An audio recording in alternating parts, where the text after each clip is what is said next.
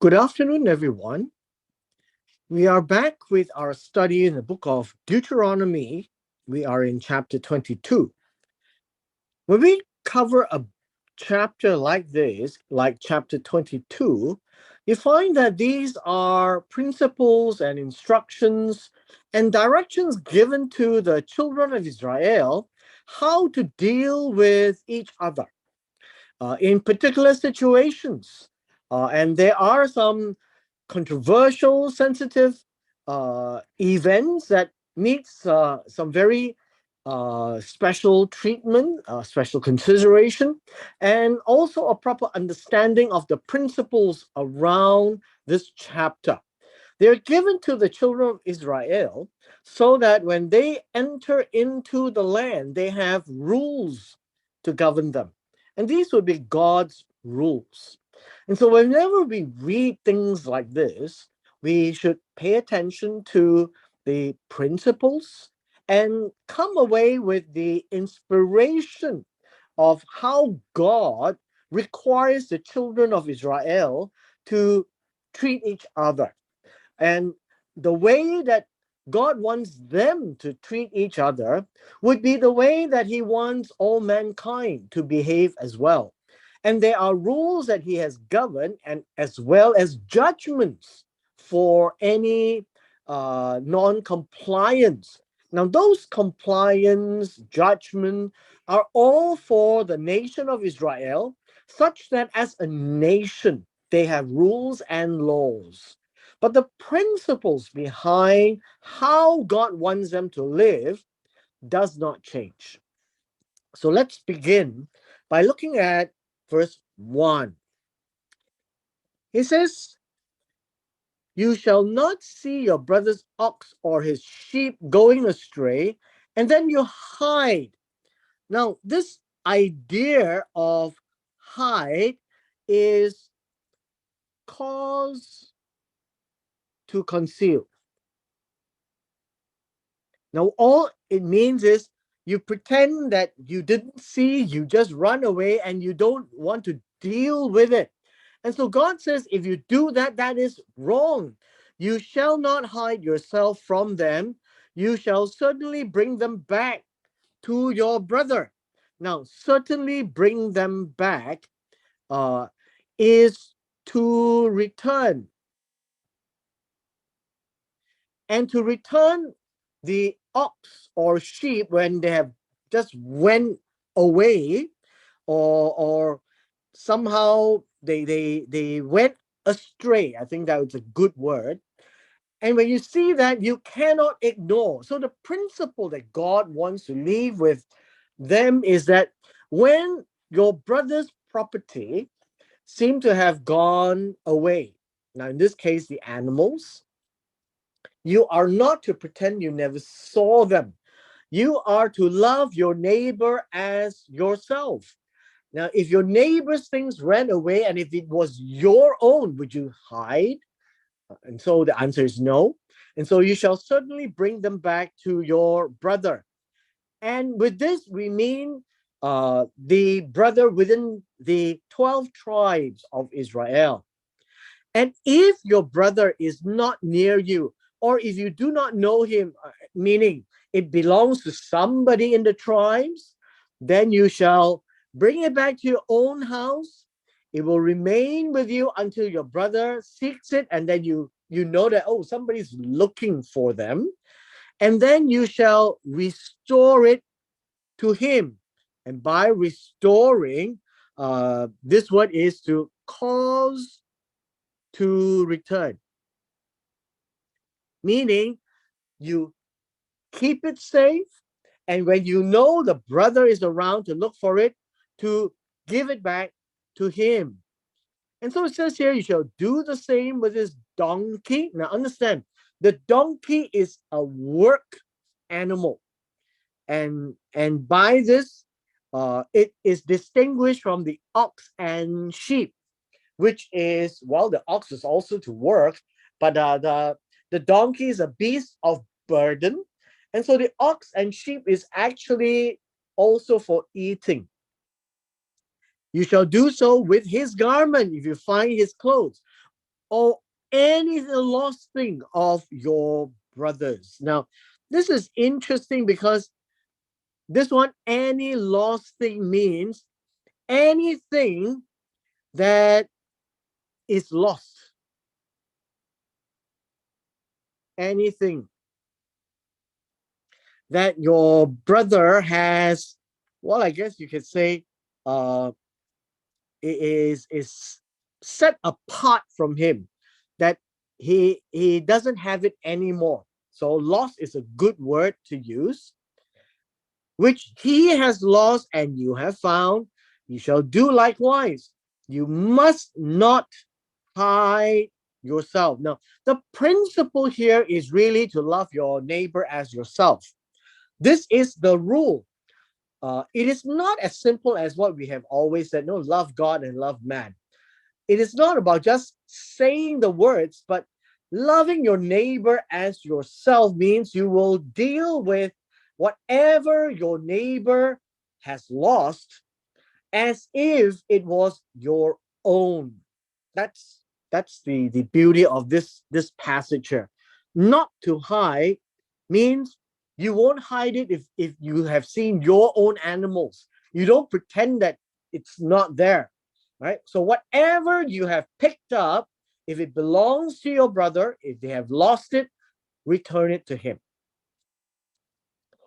Verse 4, you shall not see your brother's donkey, his ox, fall down along the road and hide yourself from them. Meaning, if the brother's donkey or ox or the animal that belongs to your neighbor is fallen down. Now, the idea is fallen down is fallen into the ravine, fallen down the hill, fallen on the roadside.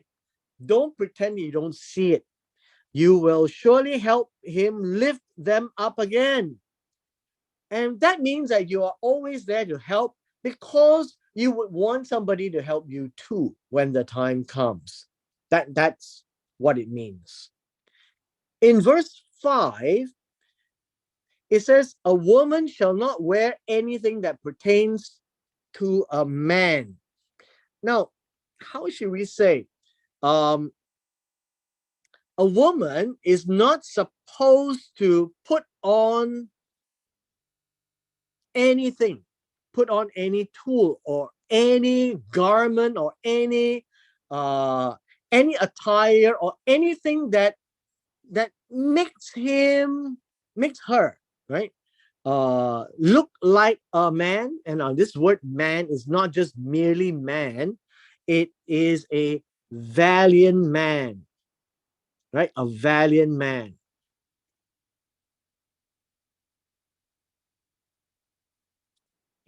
Which means that the woman is not supposed to pretend to be a man. And pretending to be a man here would be really trying to infiltrate amongst the men. Now, some of the commentaries will say that she's trying to ply the trade of harlotry. But I think in principle, the woman cannot be confused or mistaken her identity as a man. The second portion here is, nor shall a man put on a woman's garment.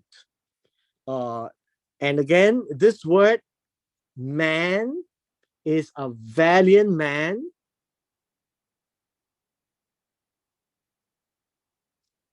If he is a valiant man, he should not put on the woman's garment and pretend himself as a woman. Now, in this case, the converse is spoken of by the commentaries, that the man is trying to commit adultery, pretending to be a woman, hiding among them.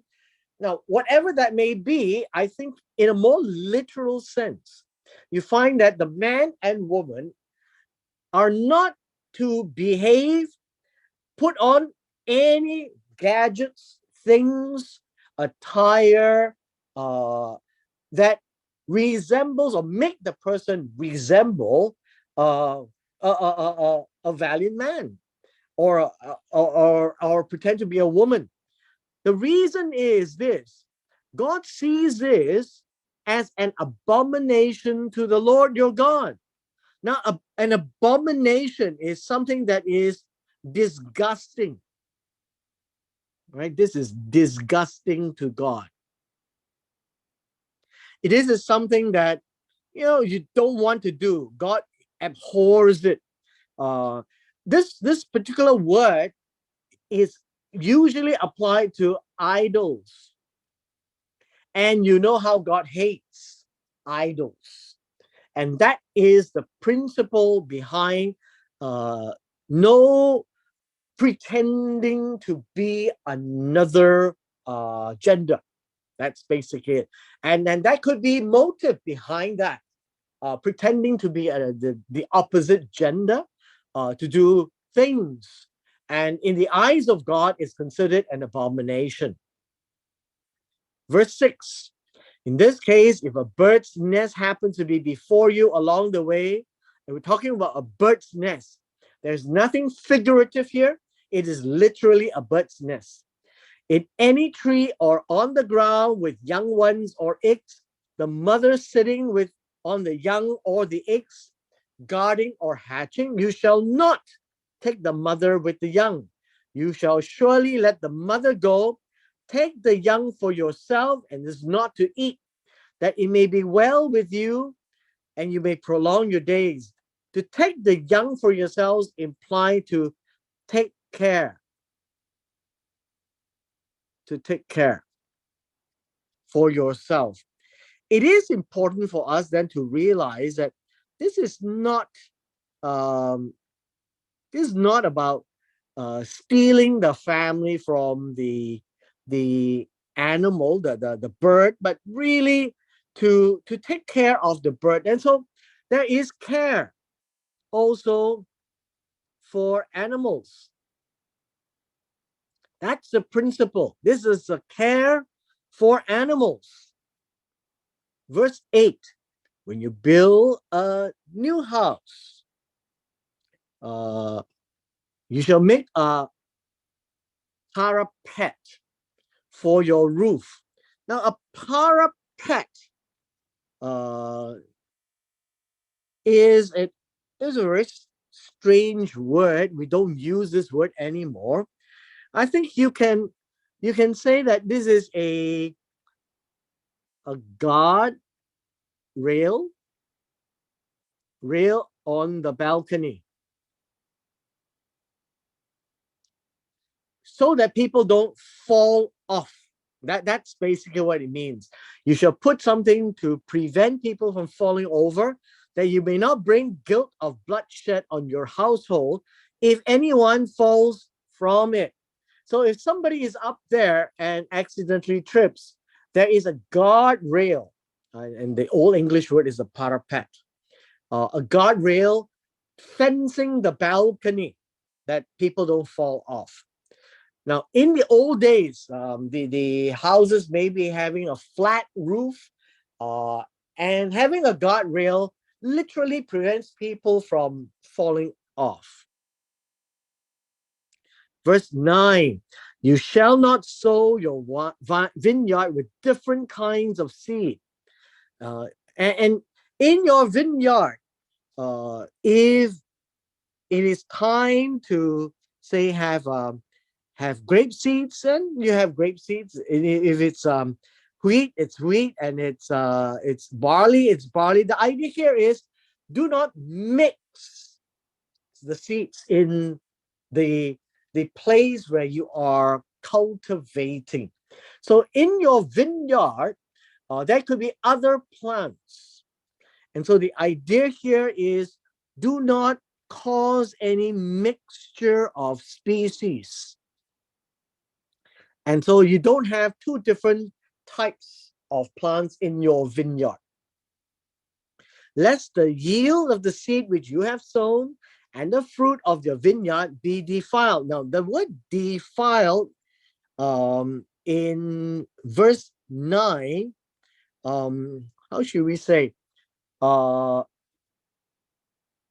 It means that if you mix the seeds and they grow up together, and the fruits may be mixed up in the produce. That's basically that's what it means, mixed or defiled, so that the other seed, the fruit from the other seed, and the fruit of the vineyard do not get mixed up.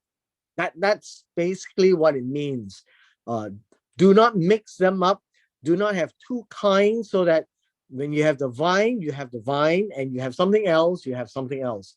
So this is to prevent any contamination of the vine or the produce of the vine. Verse 10, you shall not plow with an ox and a donkey together. Now, obviously, principally, this would be a problem when they pull a plow.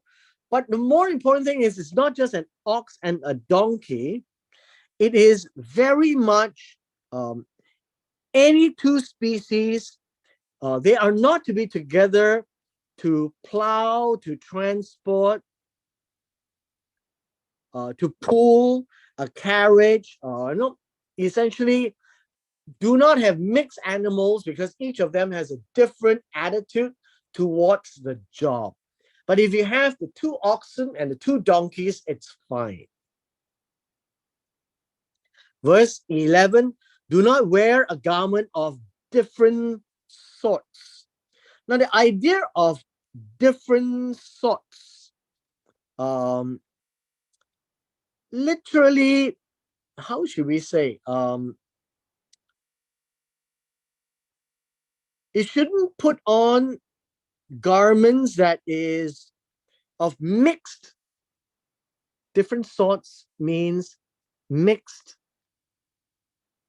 thread, right? Mixed thread.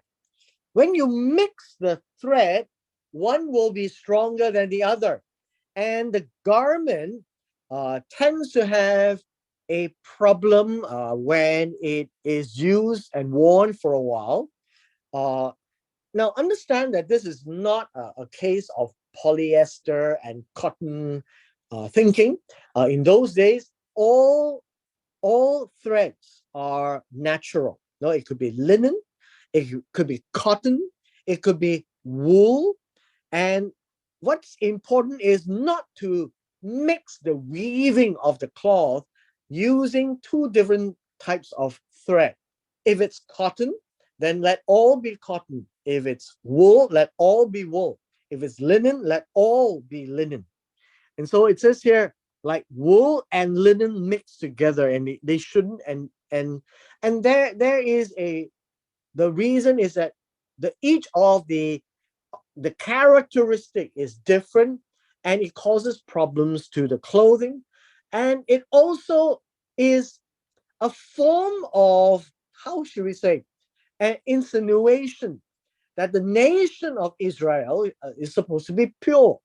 And you do not mix the nation of Israel where there are other kinds of thread, there are other kinds of seeds, there are other kinds of animals in that principle, because when they live in the same or do the same type of work, you would get very conflicting results, and thereby very difficult to live together and produce good fruits, right? So that is the whole concept of 9, 10, and 11, with a sidebar regarding the nation of Israel to be pure in that sense.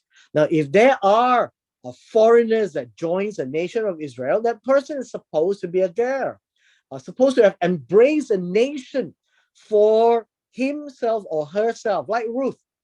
And thereby it wouldn't be a problem, because everyone has the same passion for the nation, for the people, and for God. But if there are two different mentality and attitude, there will be problems in the bigger picture. Verse 12. Now, verse 12 says that you shall make tassels on the four corners of the clothing with which you cover yourself. Now, this idea of tassels, in this case, tassel is what we call twisted threads. Twisted threads. And so if you have a garment,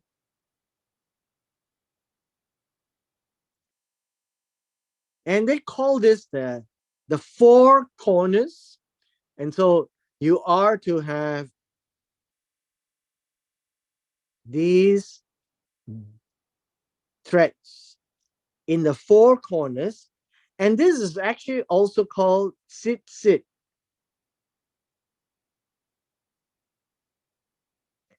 And this is actually put at the fringe or the hem of the man's garment, right? The man's garment. And this also tells the nation of Israel that your clothing is also different from other people. The kind of cloth you wear is also different from other people. The way you do things is different from other people. The way you sew is also different from other people. It just makes the nation of Israel very different from everyone else around them. Now, in the next part, we will see some very interesting situations. From verse 13 all the way to the end, you would find that this is a situational ethical the description and assessment of what to do in some of these more complicated relationships and what I would say situations, very sensitive situations. Now let me begin by defining some of these words as we go along. In verse 13, man here would be a married man. And well, typically it would be a married man or a man who is about to marry, right? About to marry. And he wants to take a wife, and by the word wife is woman. And you notice that in the old days, it is between a man and a woman, not a husband and a wife. And then goes into her means there is consummation. And you'll find that consummation is actually the indication of a marriage. This is very similar to the Eastern Oriental, even in the Chinese culture.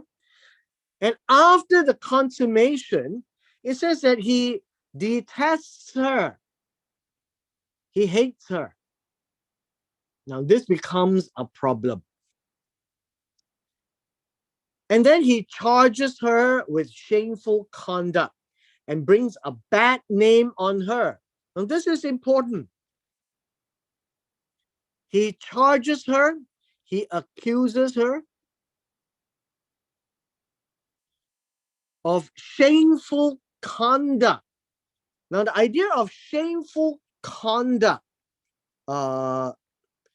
literally means to charge her for doing something bad or has done something bad.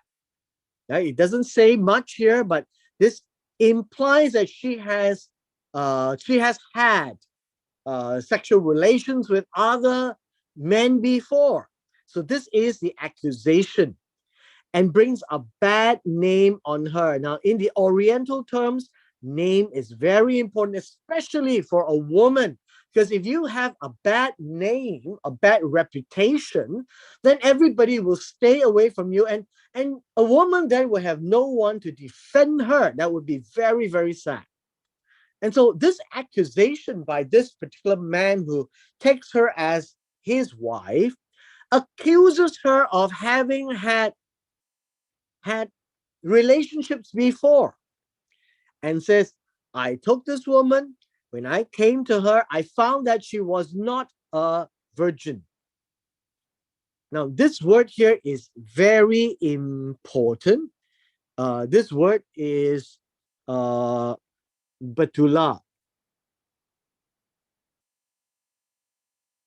And this really speaks about virginity, her sexual state.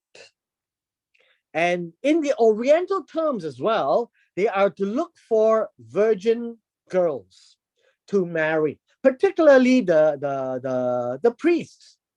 But the other people do not have that kind of a restriction. But since this particular man accuses the woman and seems that he has a problem with her, and with the accusation, we now see the defense. There is an accusation. The defense comes with the father and mother of the young woman. Because when a woman or a man is not yet married, the defense would be with the father and mother. And this is a very Eastern Oriental thinking. You shall take and bring out the evidence of the young woman's virginity to the gate. Now, this idea is to take it out. Now, take it out. It is about the evidence. The evidence that the young woman is a virgin. Now, how the evidence is, we're not told. And so perhaps there would be oral tradition of how that would be. But all we need to know is that there is a defense. The father and mother of the young woman will bring it out to the city at the gate, and that's where the elders will judge. So always understand that whenever you read about the gate and people at the gate, that's where the judging is. There is a common place in every city. The gate shall be the judging place, and the elders of the city will stand judge. The next one is that, and the young woman's father shall say to the elders. Now, this one is a bit more, I guess, nuanced. It is the woman's father, and that would mean not mother. It is also an implication or inference. Whenever the father and mother is together, then the father takes the lead and shall say to the elders, I gave my daughter to this man as wife, and he hates her. Now he has accused her with shameful conduct, saying, I found your daughter not a virgin. And yet these are the evidences of my daughter's virginity. So evidence is good because they are to present the case to defend the daughter, and they shall spread the cloth. Now this one is a Hebrew way of saying show clarity. Spread the cloth. Show clarity before the elders of the city. Then the elders of the city shall take that man and punish him. Why? Because he has wrongly accused a woman, because there is evidence. The parents spreaded the cloth, showed with utmost clarity. And so the person who accused, or the man who accused the woman, is wrong. They shall fine him 100 shekels of silver and give them to the father, because he has brought a bad name on a virgin of Israel. Now in verse 19, you find that there is two words, young woman, that would be Na'ara. The virgin, Betula. Both of these have two different focus. Na'ar is about age. Betula is about sexuality. So are all young women virgins? No. Are all virgins young women? No. And so based on this, we need to read the text quite carefully. It is to describe that this young woman that we're talking about is young age, and she's also a virgin. And if that is the case, and this accusation is a false accusation, and the parents are able to show clearly that the girl is a virgin, then this man has to pay a fine, and then she shall be his wife, because he has already, right, go into her. That relationship has already consummated, but there is an extra condition. He cannot divorce her all his days. Now, the idea of divorce literally means send away. You cannot send her away, and there is no grounds for a divorce after this. Verse 20. But if the thing is true, the thing means the accusation.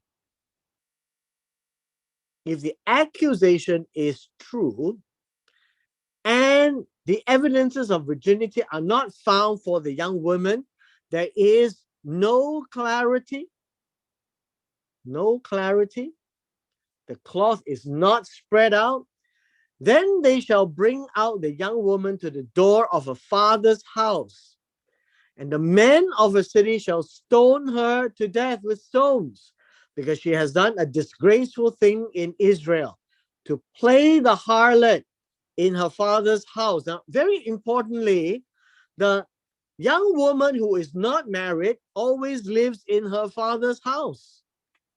And because she has done this, she will be put away as if putting evil away from you. Now, this is important because the man would have proven beyond a shadow of a doubt. One of the things that we need to understand is to execute justice cannot be hasty.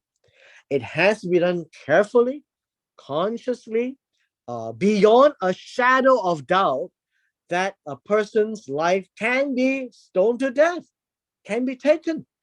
And so by this, the rule is very strict whenever it deals with capital punishment. Verse 22.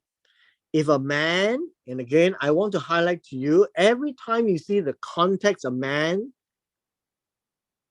the context usually is a married man, and this kind is found lying with a woman married to a husband. And so this is a married woman. A married woman. What is the situation? Both shall die. The man who laid with the woman herself, so that you put away the evil from Israel. So the man and the woman are both guilty and summarily executed. So this is important because it is not just any gender man with a gender woman. It is about a married man with a married woman. Now, you may argue that the man need not be married. True. And so the idea here is the man here has to be seen in a way where the man has the authority to have many wives, but he cannot take another man's woman. That would be committing adultery. And this is a case of committing adultery. So if a man lies with a married woman, then it is seen as adultery, punishable by death. And so he shall put away the evil from Israel. They will be executed. They will die. That would be the principle. Now, in the next two paragraphs, we see two contrasting situations. Now, we're talking about a young woman who is a virgin and is betrothed to a husband. in verse 23, the idea of betrothed to a husband, in the modern day, we say that he's engaged. Engaged means he's destined to be the wife. And she is a virgin, a Betula. And the young woman, Naara. So you can see that it is a young woman who is a virgin, and she is engaged to a man. And then another man, in this case, another man, finds her in the city and lies with her. Now, the idea of find means you find, you acquire, you see, you meet, you approach her in the city and lies with her. In this case, by context, is to have sex with her. Then you shall bring both of them out to the gate of that city. You shall stone both of them to death with stones. The young woman, because she did not cry out in the city, and the man, because he humbled his neighbor's wife. So you shall put away the evil from inside you. Now, there is another case here, is that she did not cry out in the city. The key word here is about crying out. This is the cry out for help. It is not just cry out and scream, but it's to cry out for help. If the woman did not cry out for help, and it's in the city, means there are people around. This implies, at least from the Jewish commentators, that this woman was a willing party. And if that is the case, the woman shall be stoned. The man shall be stoned because he took the neighbor's woman, the woman that belongs to the neighbor. So you shall put away the evil from among you. So this is the idea of did not call for help.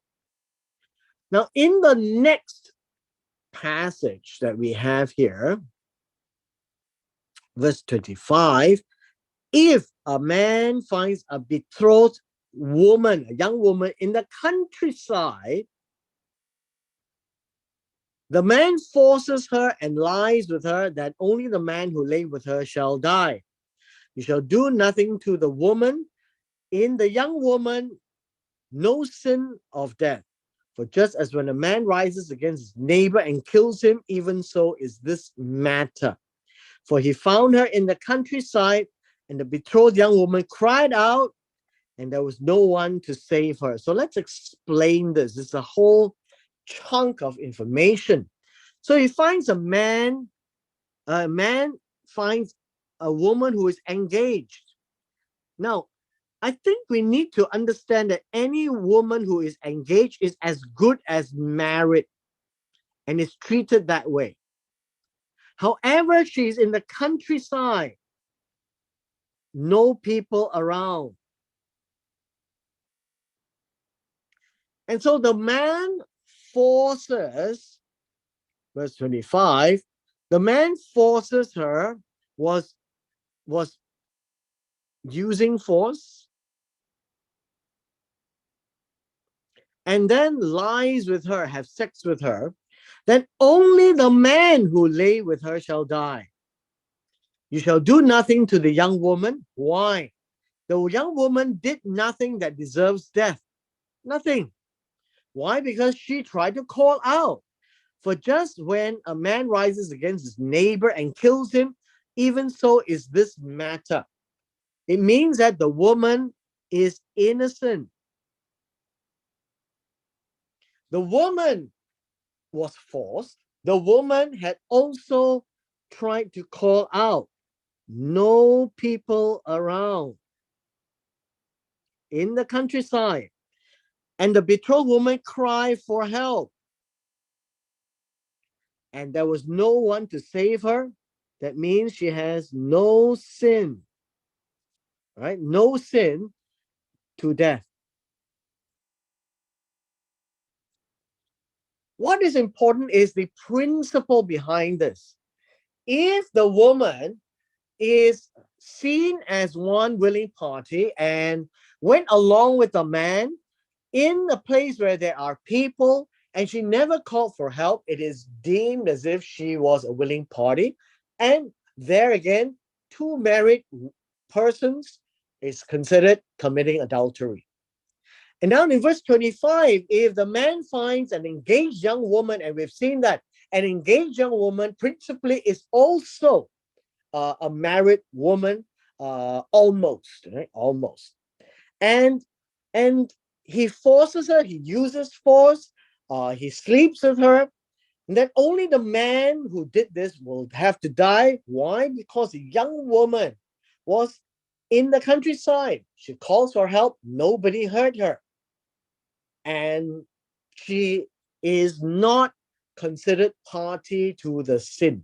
That is what it means in verses 25 to 27. Verse 28, if a man finds a young woman who is a virgin, now in this case, not betrothed, not married.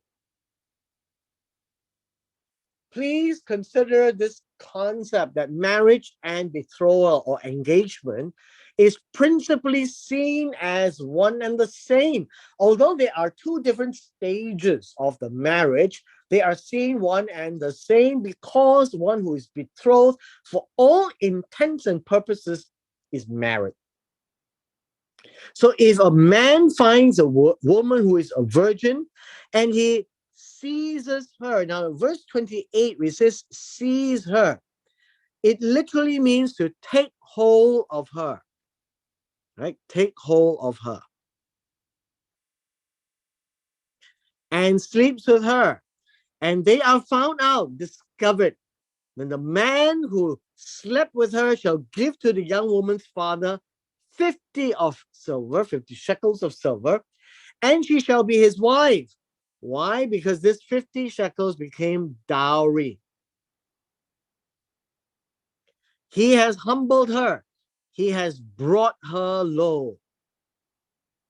Brought her low.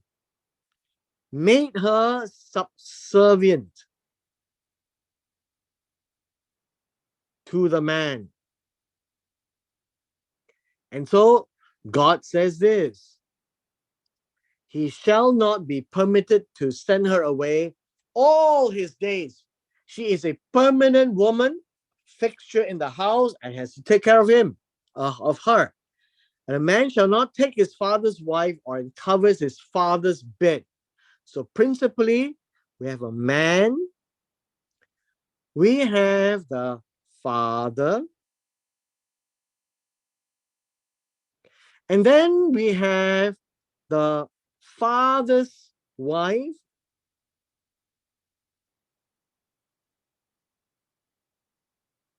And so what you find is that you cannot have this person sleep with the father's wife. And that is principally what had happened with Ham and Noah's wife in Genesis chapter 9. And so again, it is reminded you should not uncover the father's bed. You shall not take the father's woman because it belongs to her. And with this, I trust that we have some clarity with chapter 22 in these very sensitive cases.